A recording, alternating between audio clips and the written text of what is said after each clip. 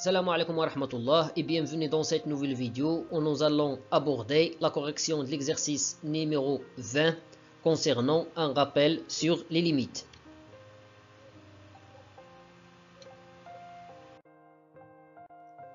L'exercice dit calculer les limites suivantes.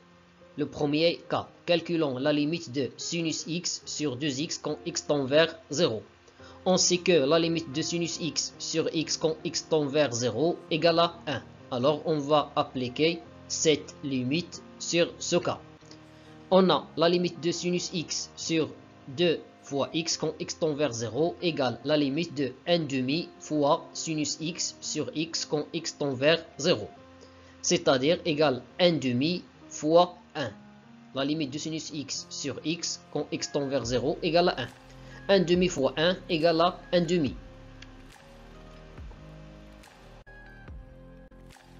Le deuxième cas, calculons la limite de sinus 3x sur 2x quand x tend vers 0. On a la limite de 3x sur 2x quand x tend vers 0 égale la limite de 1/2, ce 2, fois sinus 3x sur 3x. J'ai multiplié le dénominateur par 3. Alors fois 3, je dois multiplier le nominateur par 3. Cette limite égale à 1, j'ai utilisé cette propriété, la limite de sinus x sur x quand x tend vers 0 égale à 1. Ou bien la limite de sinus t sur t quand t tend vers 0. Dans notre cas, t égale à 3x tend vers 0. Donc 1/2 fois 1 fois 3 égale à 3/2. Alors notre limite vaut 3/2.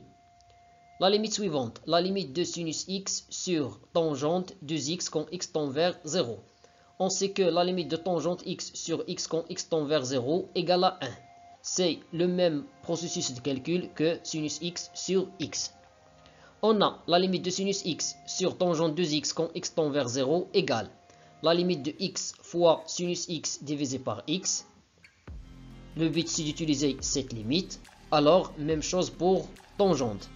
2x fois tangente 2x divisé par 2x. J'ai divisé par 2x, alors je dois multiplier par la même expression pour que je puisse utiliser cette limite. Après, je simplifie par x entre le nominateur et le dénominateur. Il me reste 2 ici. Sinus x sur x égale à 1 quand x tend vers 0. Et tangente x sur x quand x tend vers 0 égale aussi 1. Ici, tangente t sur t avec t égale 2x tend vers 0. Alors on obtient 1 divisé par 2 fois 1. C'est-à-dire 1/2. Alors notre limite vaut 1/2. La limite suivante, la limite de sinus x moins p sur 2 tout divisé par 2x moins p quand x tend vers p sur 2.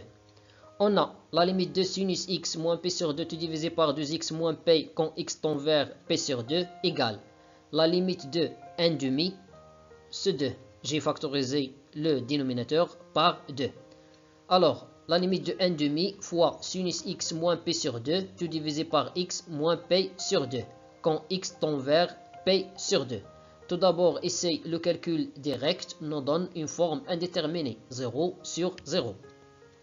Cette limite égale à 1, j'ai utilisé la propriété, la limite de sinus t sur t quand t tend vers 0 égale à 1. Dans notre cas, t c'est x moins p sur 2. Quand x tend vers p sur 2, cette expression tend vers 0. Alors, on obtient 1/2 fois 1, c'est-à-dire notre limite vaut 1/2. La cinquième limite, la limite de 1 moins cosinus 3x tout divisé par sinus 2x fois tangente 4x quand x tend vers 0. Un petit rappel, une limite usuelle. On sait que la limite de 1 moins cosinus x sur x au carré, ici x et c'est x au carré, quand x tend vers 0 égale à 1/2. Alors on va appliquer cette limite sur le nominateur.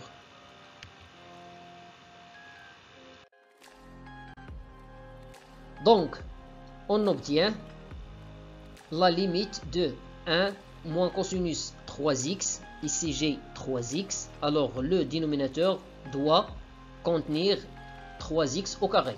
Alors j'ai divisé par 3x au carré. Et en même temps, j'ai multiplié par 3x au carré.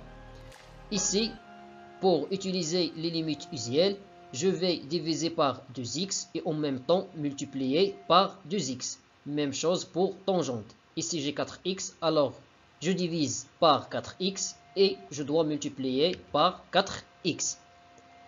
3x tout au carré, ça fait 9x au carré. 2x fois 4x égale à 8x au carré.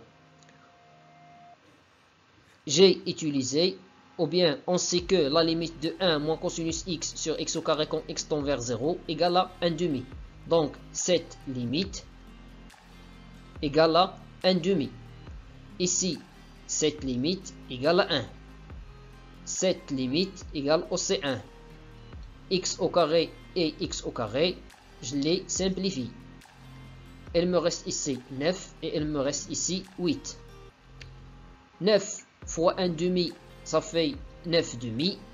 8 fois 1 fois 1, c'est 8. Puisqu'il se trouve au dénominateur, je passe à l'inverse. Alors fois 1 huitième. Et 9 demi fois 1 huitième vaut 9 sixième. Donc notre limite égale à 9 sur 16.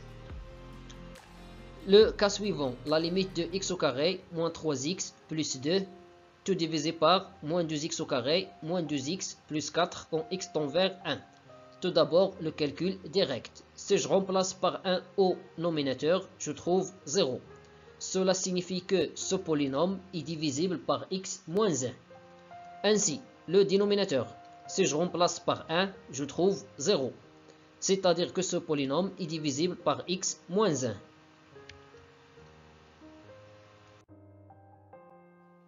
Puisqu'on a dit que x au carré moins 3x plus 2 est divisible par x moins 1, c'est-à-dire il est égal à x moins 1 fois un polynôme du premier degré. Pour avoir x au carré, je dois multiplier x par x.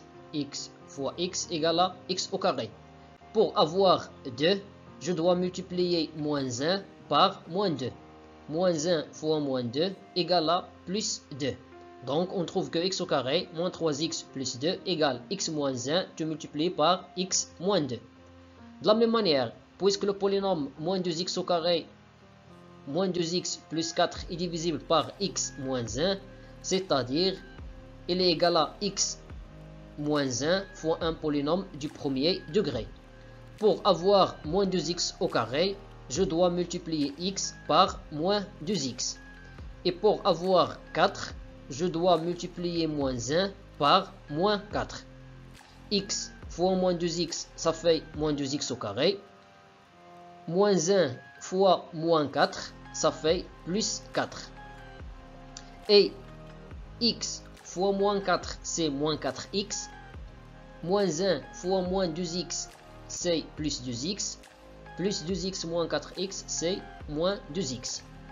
Alors on obtient la limite de x au carré moins 3x plus 2 tout divisé par moins 2x au carré moins 2x plus 4 quand x tend vers 1 égale la limite de x moins 1 multiplié par x moins 2 tout divisé par x moins 1 tout multiplié par moins 2x moins 4 quand x tend vers 1.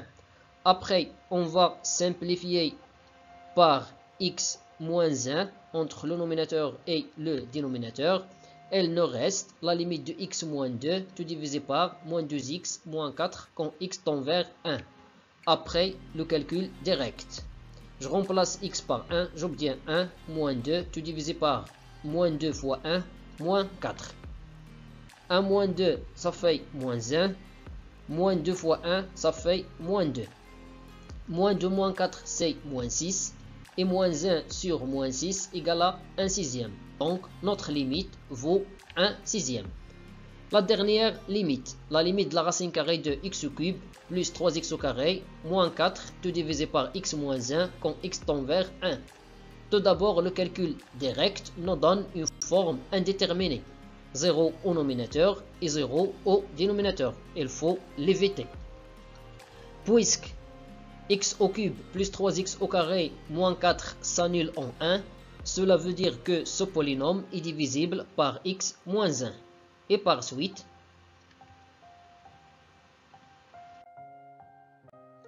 alors on va effectuer la division euclidienne de x au cube plus 3x au carré moins 4 sur x moins 1.